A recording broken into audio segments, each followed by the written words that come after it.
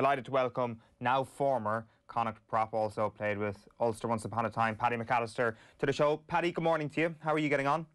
Good morning, guys. How are you? Good, thanks. So, 1 week down in retirement, I think it is at this stage. How's that been for you? Yeah, it's been. I'd say the first half of the week was pretty good. It was just socialising with the boys, kind of last farewells. I've said farewells at other clubs with the excitement of, the prospect of another club joining. This was kind of weird where it was the final one, so it was weird. We had a lot of socialising, which was quite enjoyable, and then it was back to family mode, dad mode, and without the excuse of can I get a lie-in or can I do this because I've got training the next day. Is there a moment where you have to leave the team WhatsApp group? Does that happen yet? Do you know what? I've left all the important ones. Right. I'm in Galway until end of the month, so I didn't quite want to leave that one, the players one, just yet. Okay, you can hang around for a little bit longer. So, how easy a decision was it to actually hang up the boots this time? Ultimately, it came down to, did I want to continue playing rugby with everything that's kind of gone on in my life the last 2 years? I've had a great career, which I've thoroughly enjoyed. I've played for magnificent clubs. Rugby this last year and a half of the pandemic is something which I've never experienced. Life in general, for so many, has been something which has been crazy. And when it came down to it, I sat down with my wife and, a few months back, and I said, where would we be happiest as a family? And we haven't been up north, living up north beside family and grandparents in 8 years. And, we've got 3 kids now. We haven't had that luxury of just dropping the kids off to the grandparents' house or anything like that. And we just said we'd be happier as a family, enjoying all of those things. And ultimately it came down to, yes, we would. So whenever family life we knew would be better up north, it was easy decision in the end. Is it fair to say that maybe if there was no pandemic, you might have played a little bit longer? Did it bring certain things into focus a bit more? Yeah, the pandemic was a big thing because, and the pandemic I feel sorry for the younger kids who just started playing rugby, mostly because they don't enjoy what rugby really is about, with the interaction with the fans, going into town, having a beer after a good win at home or vice versa or away. These Irish guys who are getting their first caps in empty stadiums where families can't be there. That's not what rugby is. And it's unfortunate that's the way it had to be, but that's kind of who I sympathise with more. This last year, there was a lot of stuff that happened with my family, with my wife included, which probably which made more of an impact in that decision rather than the pandemic. But the pandemic certainly was there. Do you mind me asking, Paddy, what did happen? Yes, so we were expecting our 3rd child in October, and at 7 months pregnant, my wife randomly in late August just took a major stroke, and for about, she got rushed to hospital. It was in the middle of the pandemic, so it was really weird. I couldn't go with her to the hospital or anything, and for about 3 days, well, about an hour later, I got a phone call from the hospital saying, if you can't get here in 10 minutes, we have to make decision A or decision B for you, and both don't look good. There was a 60% chance and a 40% chance of both my wife and the unborn child not making it. And so I had to scoot down the hospital. I think I probably made it in about 2 minutes rather than 10. And she had to travel down to Beaumont very quickly that night. And that weekend was pretty touch and go for both of them. So she's making a full recovery. There's a few things that still have to happen, but that was a massive blow to mine and extended family and friends' life. Were you at home when it happened, or were you out and about? It was really crazy. I was just back from training. My eldest daughter was starting junior infants in a couple of weeks, so I took her to almost like an open day at her little school to meet the teacher and a couple of friends. And I came back home from that, and 10 minutes later, she walked in the house. She was outside with the kids, and she was there looking at me, but she couldn't. It was like looking at something empty, and she couldn't say anything.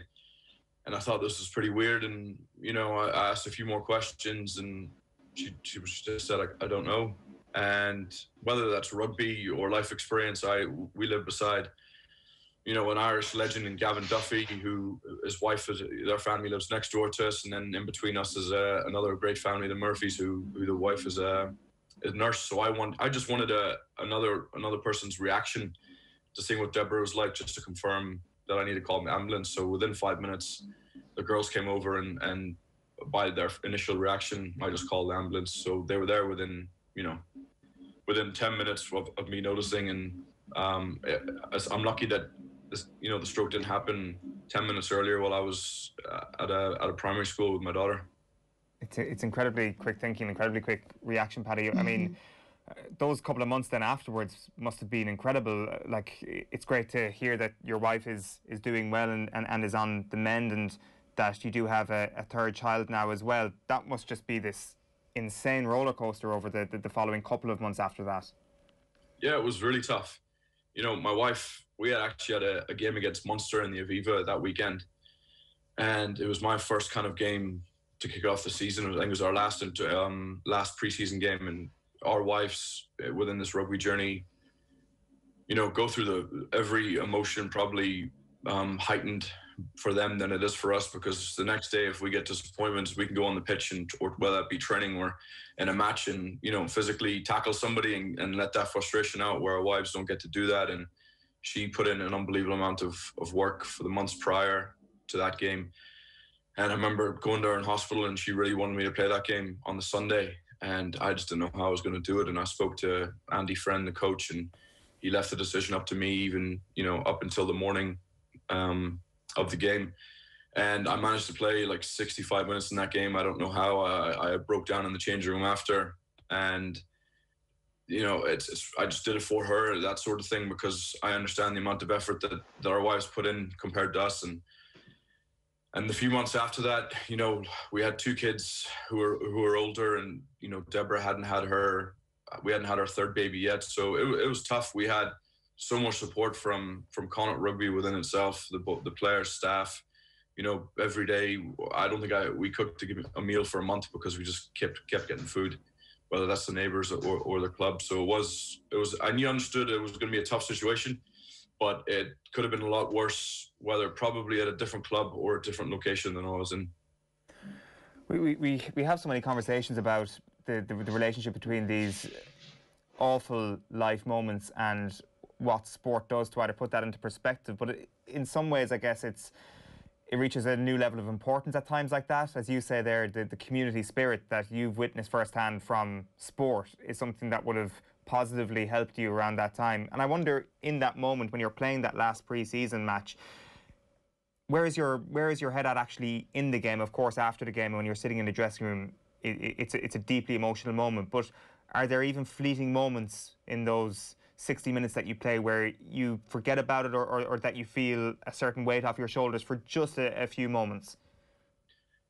I think sport is a wonderful thing where no matter what is going on in your life, when you're involved, and I guess I'm lucky at professional level, it's so high-tempoed, and you've got to be switched on, or you will be made a fool out of, or injured, or stuff like that. And I was lucky that I probably had that release where I could go and just run around and just try and forget naturally, not intentionally, just naturally. You kind of forget anything that's going on in the world. I'd say that it did sneak into my mind a couple of times, but it's very quickly, washed out whenever you've got John Ryan running at you or something like that. So you don't want to be thinking about your wife when someone like that's running at you. So during those 60 minutes, it was tough. But I was actually, looking back on it, relieved to have a release, because it was the hardest time of my life. I'm not going to sugarcoat it. I mean, the first 24 hours, I was getting a phone call every half an hour from Beaumont. And, when I answered that, it was either telling me she's here or she's not. And I was at home, just on the couch, couldn't sleep, and having to prepare a speech to tell my other two kids that mommy's not here, or mommy's just gone away for a little bit. And I'll never forget it. It's still crystal clear in my memory today, probably minute by minute. And it does put things in perspective. I don't think it makes rugby that much more important, where I understand I'm very lucky in my profession, but I think it did the complete opposite, where it gave me this life perspective where life is precious, and family happiness, if it can be better somewhere else, then it's an easy decision as a husband and as a man. Absolutely, Paddy. And how is your wife doing now? She's doing great. She's really doing great. She's a little bit proud because the hospital are creating a case story of my wife Deborah, because they've never seen it. That was the scary thing. They've never had a 36-week pregnant lady come in with a major stroke. They didn't know how to treat her. They didn't know what medication. Wow. And they were contacting people around the world, but they don't do trial and error. They don't do trial on medications for someone who's pregnant that far.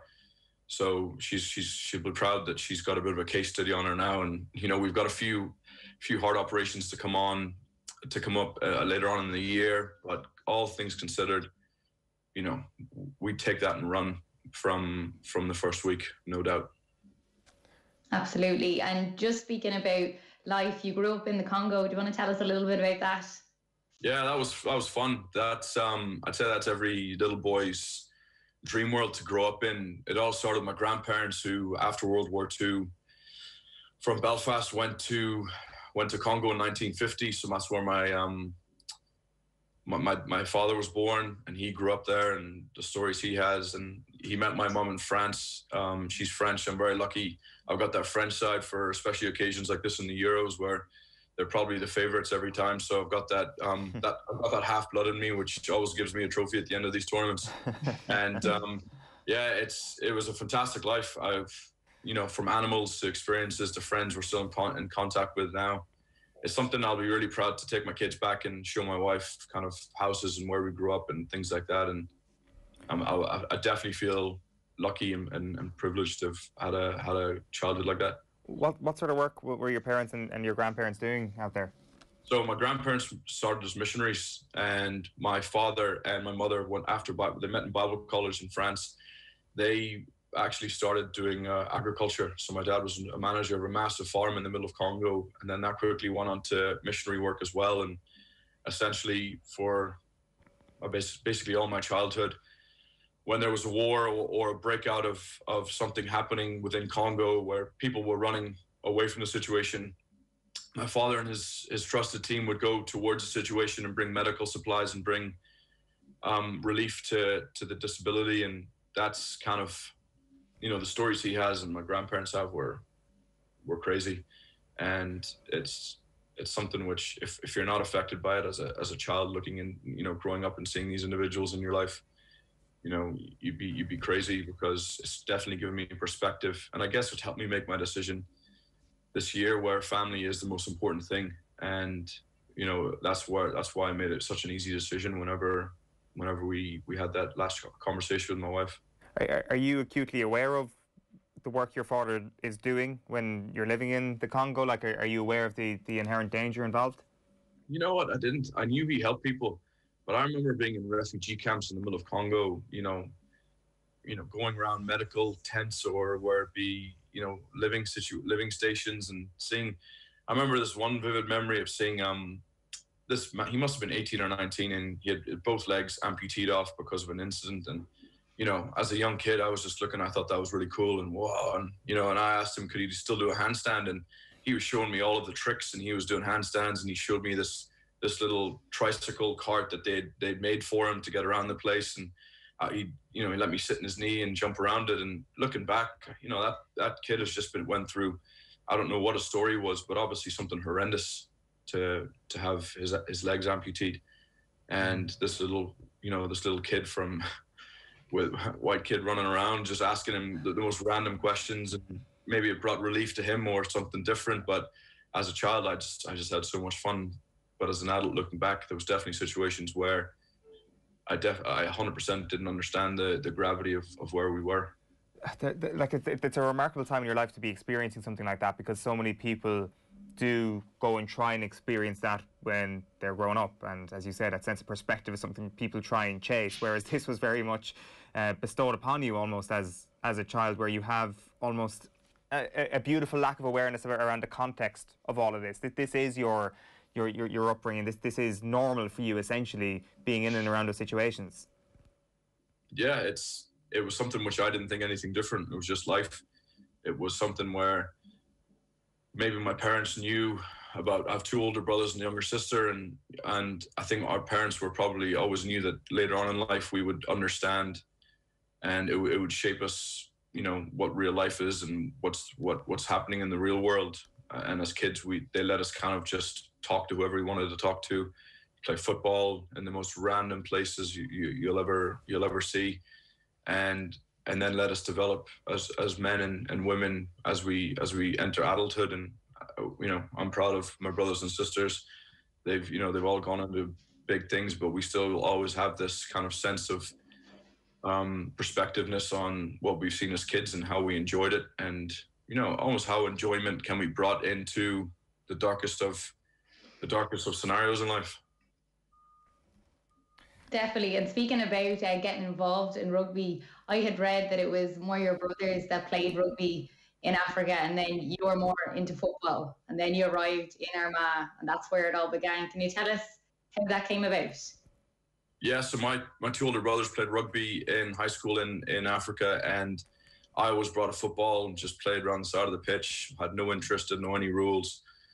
And whether, I don't know if it was genetically or what, my brothers and sisters, they probably won't like this, my two older brothers, but they're a bit smaller than me. And I think the last time they beat me up, I was probably about 12 years old. And I kind of got the luck, whether I was the quickest at the dinner table or the luck in the genetics, I don't know what it was, but whenever I got beaten up my whole life by those two guys, and then went to Armagh whenever I was 14, and there was no football team within the high school, the Royal School Armagh, and you had to play rugby. And after the first time, the physical aspect, I was naturally a bit bigger than the rest of my friends my age, and absolutely loved it. And it was probably 2 years after that, when I was 16, Neil Duck, who was the academy manager in Ulster, came down to the school to speak to me and my parents about me going into the academy. And to be fair, my parents and I had no idea what the academy was. And he explained it to us. And he said, if you worked hard in this, it could be a profession. And I guess that was the wrong thing to say to me, because I said, all right, I'll just work at this and not really at my studies. And I regrettably did that. But at the same time, it's given me a massive career. And Neil Doak came down, from Belfast to Armagh 3 times a week, and in lunchtimes, and trained me on the pitch while my friends were having lunch. And he just took one-on-one fitness sessions or gym sessions with me, and then after high school, just went straight into the academy, and it went from there.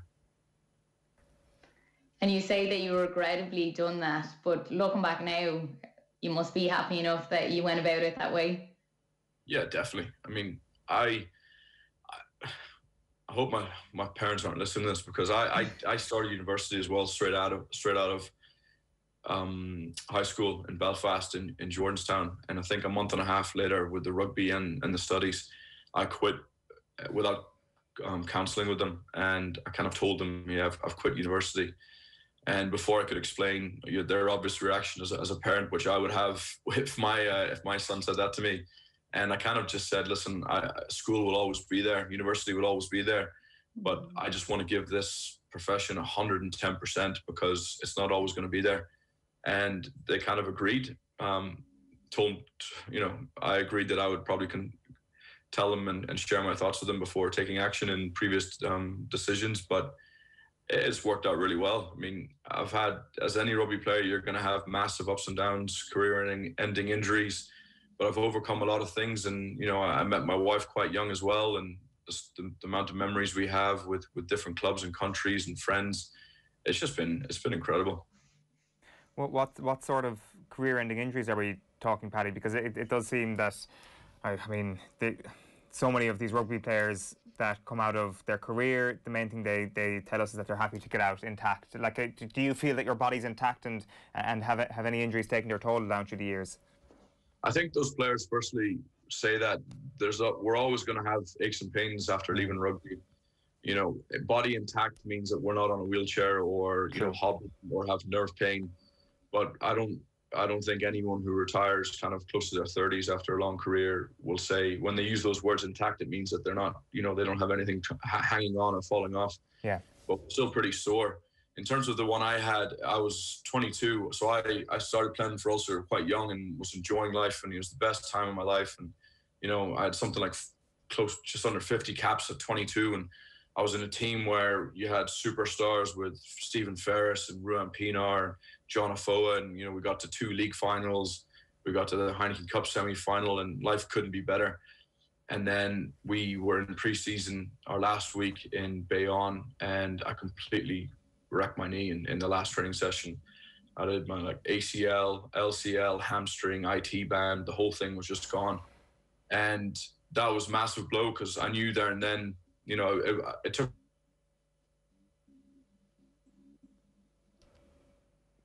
We've just we'll re-establish that connection in just a moment with Paddy. That connection frozen.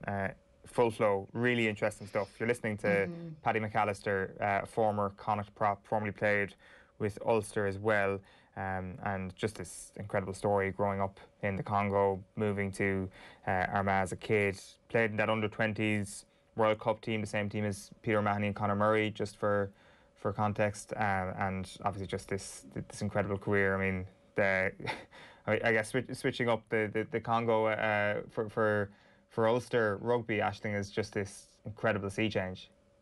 Wow, it's just an amazing story, and just hearing him speak about how he was a child and what he saw, and he didn't realise at that moment what that actually meant or what that was about. He was so innocent to it all, and now that he looks back and he realises actually what his father was doing the whole time, it is just amazing. Yeah, what a story. He's brilliant now. Delighted to say that Paddy McAllister is back with us. Paddy, you're there? Hi guys, how are you? Sorry. Loud and clear and looking crisp. You were full flow telling us where you were, I think maybe in 2012, when, was it your left leg, all of it just shattered beneath you? Yeah, basically just shattered completely. Right.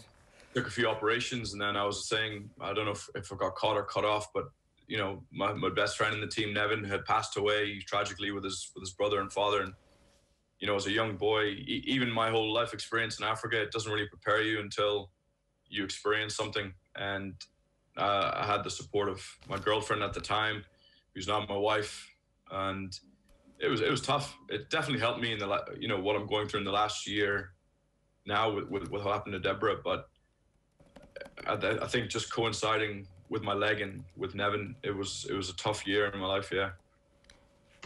How close were you to Nevin Spence? I mean, this is obviously just this tragic story. I think it's coming up to 10 years next year of that awful tragedy.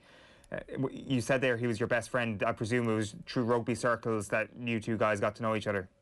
Yeah, it was. He was in one school. I was in the other school. Two kind of country schools, and he was a farmer, and we always schools rugby within your province is such a small bubble where you kind of knew who the other opposition, who their star player was, and everyone in the country knew Nevin, and we all knew that his talents in football as well that could have taken him to the Premier League, but he chose rugby.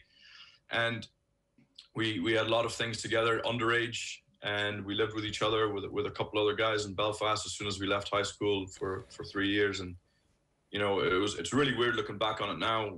Our careers just coincided perfectly, where promotion, first cap, contract, same contract, all of this stuff was really weird, and we became close friends. My friends back in Armagh and his friends back from his school in Wallace, and just kind of created a big group of friends. And his family, Essie and Emma and Laura, his two sisters, we're still in with me and myself and my wife still in weekly contact with them, and we love them as family, and our relationship definitely gotten stronger off of a very sad situation.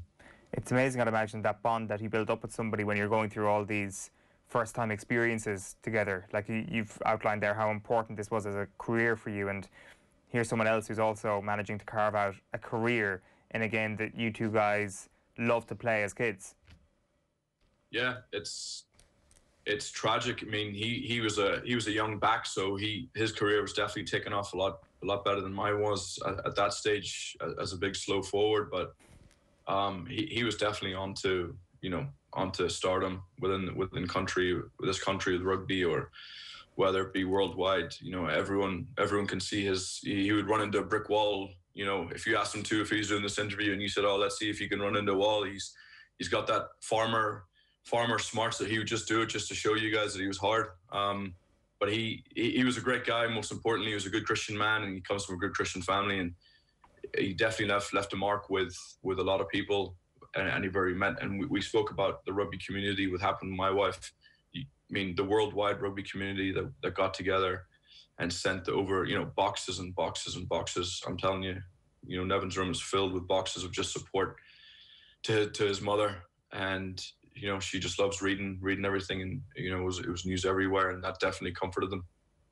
So this is all in the space of essentially a few months in your life, is it, Paddy? The massive injury, and then obviously that tragedy on top of that. How do you react to all this happening? Because it's your career under threat, and obviously a terrible personal trauma that you've experienced as well. Yeah, it was tough. I don't want to take the mood dark and gloomy, but for about 6 months it was tough. I had no release. In professional sport, when you're on the injured list, you feel isolated as it is, and you can do as much gym sessions and rehab as you can. It's very repetitive, and all this extra stuff. And Belfast is such a bubble where every corner you go, there's a memory or where there's something, and it was just always haunting me in the back of my head. And rugby was definitely not in my forefront of my mind at that stage. And I remember it was my wife Deborah. 6 months after Nevin passed away, she, the amount of support she gave me, she gave me the kick up the ass that I needed. Where I remember this, out of 7 days that week, I would just find people on Facebook and friends of friends, and I'll see they're out in town, and go and have a beer with them. And and it was 6 nights out of the 7 of that week that I did that and rock into training. And she said, I'm done. And, and the selfish sportsman, that we are, I was like, how can you say that? It was my knee and it's my friend. And she said, she agreed everything. And she said, listen, I love you. And I'm here for you and have been, but I can't keep going on like this. You need to either get help or snap out of it. And thankfully, 6 months later, after that conversation, it was done. That was it. And I'm thankful I listened to her, because, we've got a beautiful family now. I don't know what road my life would have taken if I didn't listen to her. I definitely don't think I'd have come back from that injury in the first place. And then the next step was to talk to the trainers within the club and tell them what was going on. In terms of, I felt like I couldn't sleep without even having a beer. I just bought my a new place. I couldn't stay by myself, and just be honest with them. And I got the help that I needed, and that was really it. So I'm thankful definitely for Deborah that was there, that gave me the right kick. That was going to be my next question. Was the support there for you, Paddy, with the rugby and the team? Did they offer that support? It was there. I think it was the best that could have come from that generation. No, that's not me saying anything wrong. It's sort of changed now. It's massively changed. When people talk about mental health, I was 100% depressed then. There was just nothing. There was no awareness about it. There was, you had to make 100% of the move to almost get treatment or initiate the conversation. Which, as I just want to clear up, that there was nothing wrong or no fault of anyone bar myself. There's just the awareness of mental health, and mental awareness now is just so out there, where it's a lot easier to get that help. And yeah, I definitely struggled. I mean, even this year, I struggled, and it took me. I just had different responsibilities now than I did then. Now was the case of, I've got 3 kids and a wife to support before myself, and all of a sudden, after a few months, that came too much for me.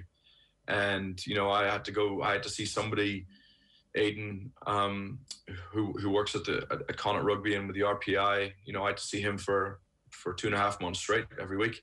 And I'm not ashamed to say that it's what I needed, and it's just to have the courage to, whenever whoever individual is out there, whenever you definitely feel that's the time where you need to get some help.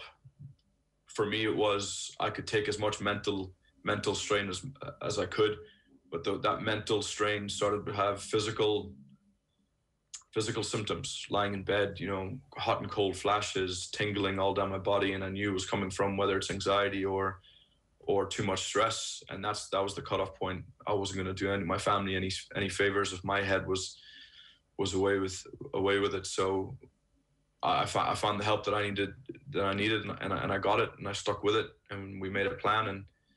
And you never, I never say if you go through these things, you're never going to go through it again. It's just, I know now the next time something like this happens in my life, I'm a lot better equipped of how to deal with emotions than I would have been on the previous experience. How open can you be in a modern rugby dressing room about that, Paddy? Has it moved to the point now where telling your teammates that you're seeing somebody isn't looked down upon in any way?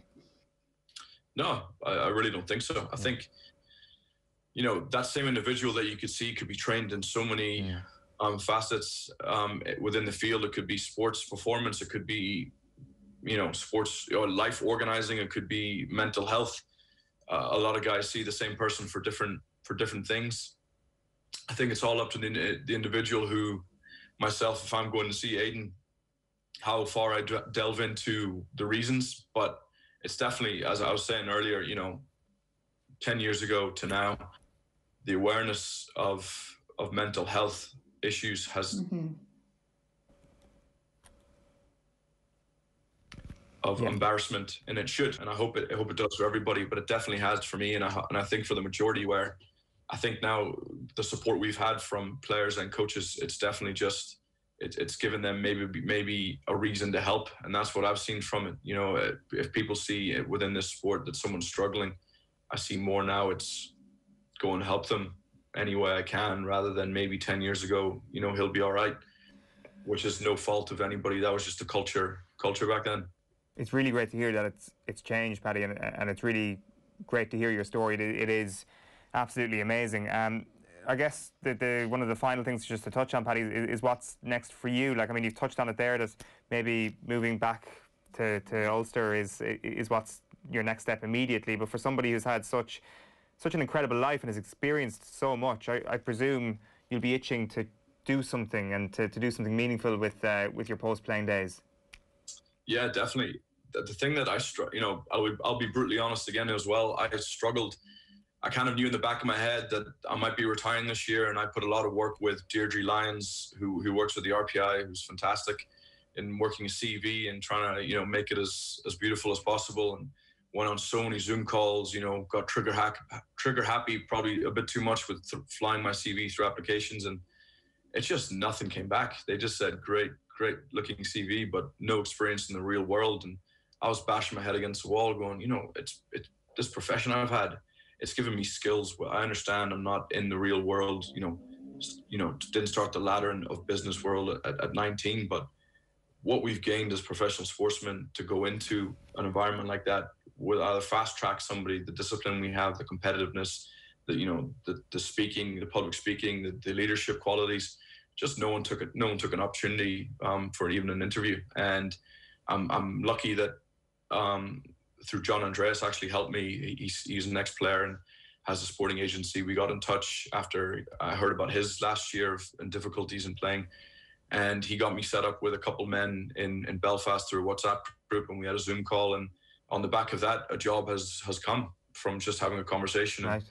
And that's all I was screaming for, was someone just give me an opportunity to try and sell myself, because I know on paper he hasn't worked. He's 32. He hasn't done, he hasn't been on a computer or done this, for the last 14, 13 years.